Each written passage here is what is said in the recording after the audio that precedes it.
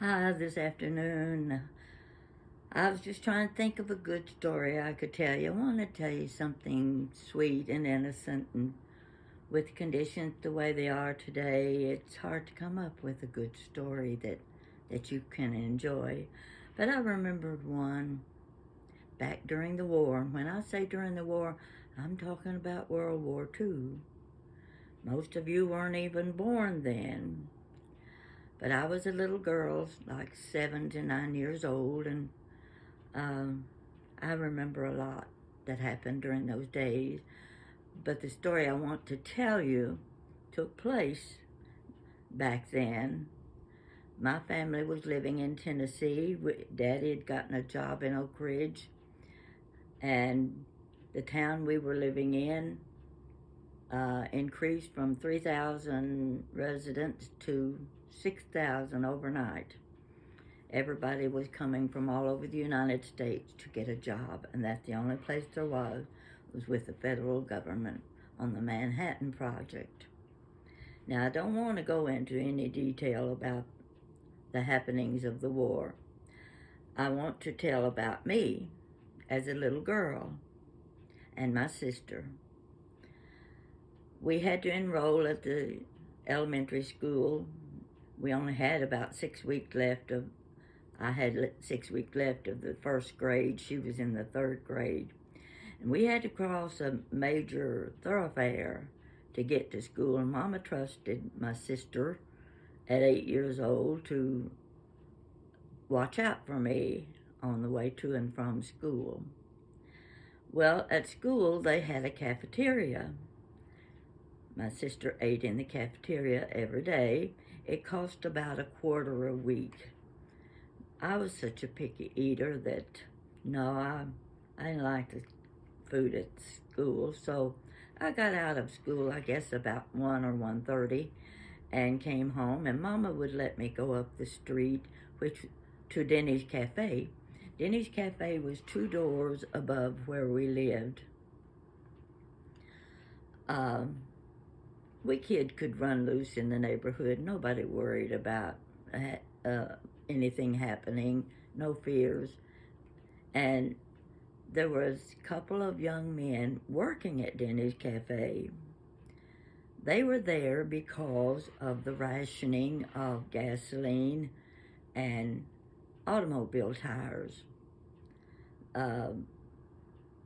People who had to drive very far to their jobs carpooled. Daddy carpooled with several men.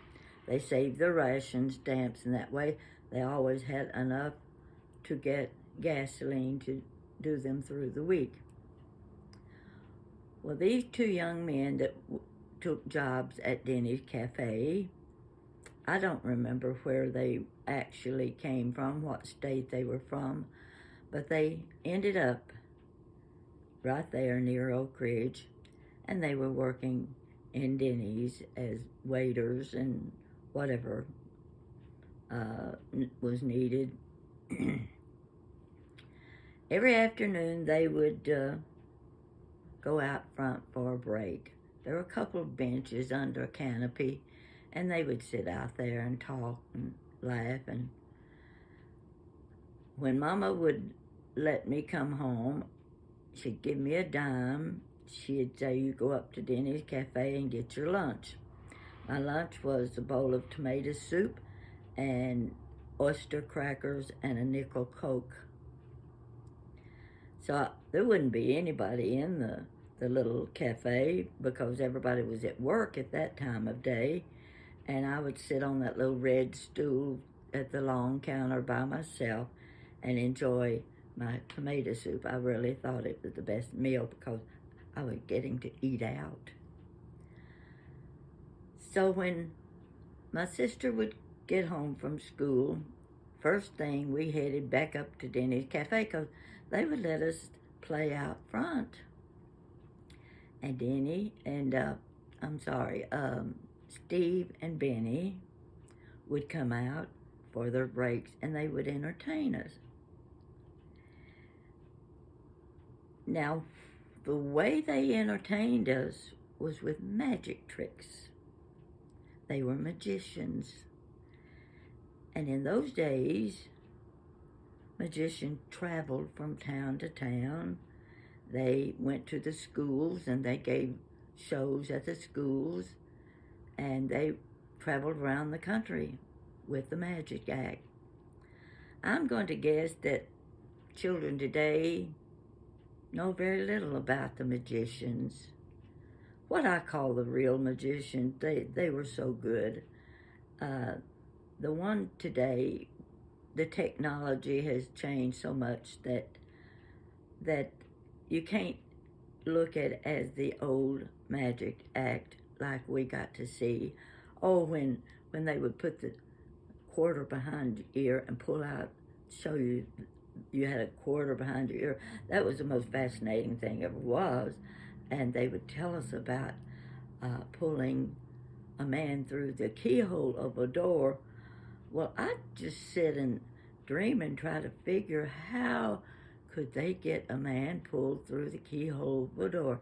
Never ever made sense to me, but I believed everything they told me. Steve and Benny were such friendly guys, and of course their magic act had stopped. They had no control over life as it was. And they kept us kids entertained day after day. The war ended. People went back home, no matter what state they live in. They came from Texas, California, the eastern coast, north and south, to get jobs. And when the war ended, they all returned to their home states. We returned home, and it was at least about a year and a half later. I think I was in the 5th grade by then. I was in class one day, and there was a knock at our door. My teacher was Lucy Terrell. She answered the door, and this young man stepped inside and spoke to her, and she allowed him to talk to the class. And he said he was a magician,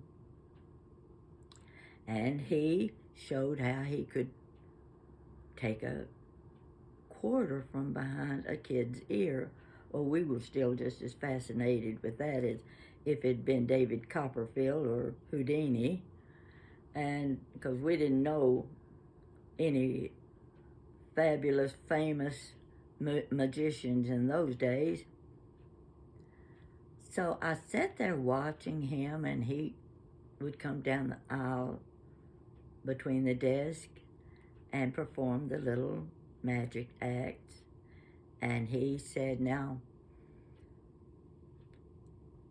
I'm going to be performing tomorrow afternoon and want all of you to come." And as I recall, it was going to cost a quarter. And of course, every kid in the classroom was going to beg and beg till they got that quarter out of their mother. Because it wasn't every day you got to see a good program or a magic act at school. So I watched as this young man did his performance, and he gave it the details about the program, what time it would be, how much it would cost, and then he left the room. And there was something so familiar about him. I just couldn't quite figure out why he looked familiar. And after he left the classroom, it suddenly hit me. Steve and Benny. That was Steve. It was Steve. I ran to the front of the classroom, and I asked the teacher, "Please let me go speak to that man. I think I know him." And she let me go, and I ran out into the hallway, and I yelled. He was going up the steps to the 2nd floor. I yelled, "Steve, Steve." And he turned around, and I told him who I was. He was as thrilled as I was because he had worked with my two older sisters in the cafe. They had been waitresses there. What they did after school, and they would pack lunches for the men working in Oak Ridge who would stop there for breakfast every morning, and they'd have all their lunches ready for them when they came by. So, so my two sisters worked with Steve and Benny, and they became very, very good friends. And so I told him that one of my sisters was living at home, and Steve said, "Be sure and tell her to come to the show tomorrow night." So I could not wait to get home. I had to tell my sister, "Guess who I saw today?" And of course, she went to the show too. I went in the afternoon with the other school kids, and she went that night, and naturally, they needed a volunteer from the audience, and who else but my sister? They pointed to her. She was a little bit embarrassed by it, but she went up on stage, and guess who they pulled through the keyhole of the door? My sister. That has always been a special memory, taking you back to childhood, a different time, a different place, different people, and the way you remember it. And I remember it with fond memories.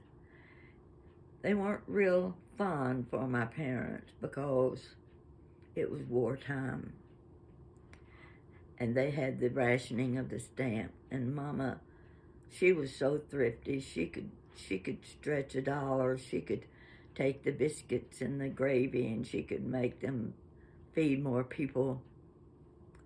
And Daddy's lunch every day was a cheese sandwich and maybe a boiled egg and his thermos of coffee, but he never complained, never. He was doing good just to have a lunch. They were trying times then, just as we're experiencing trying times now. But for me, I'm picking out the good time that took place during that war and hoping it will bring good memories for my children and my grandchildren. None of them and none of you, most of you won't remember anything about the war. My generation is fading out now, and when we're gone, there won't be anyone left from World War II to tell the stories, and the stories need to be told. And I'm hoping you enjoyed this one about Steve and Benny. I've often wondered whatever happened to them. I can just picture them now jumping in their cars and taking off to the next town to give a performance and pulling someone else through the keyhole of a door. I hope you enjoyed this story. It will mean more to people my age than it does to you, because they can remember the experiences and they know the feelings involved. So you stick with me and I'll have another story. Maybe I'm still trying to come up with something really funny. I'm not very good at telling funny stories, but I'll keep trying. You keep tuning in and tell your friend to watch me too. Thank you.